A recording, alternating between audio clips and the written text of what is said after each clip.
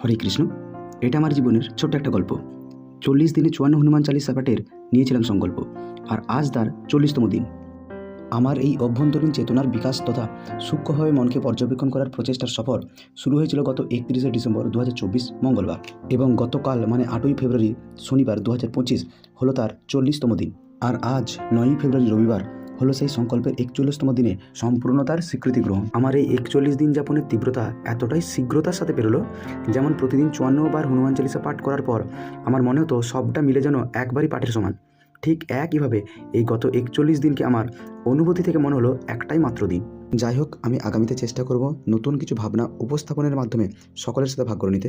আপনার তথা আপনাদের অনেক অনেক মঙ্গল হোক, এই প্রার্থনায় রইল।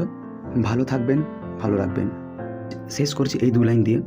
এই দিন বদলাবেই জানি, এই শ্রম একদিন বলবেই কথা। এই দিন বদলাবেই জানি, এই শ্রম একদিন বলবেই কথা। কঠোর তপস্যার নিষ্ঠা দিয়ে লিখছি আমার একান্ত সফলতা। जय सिया राम।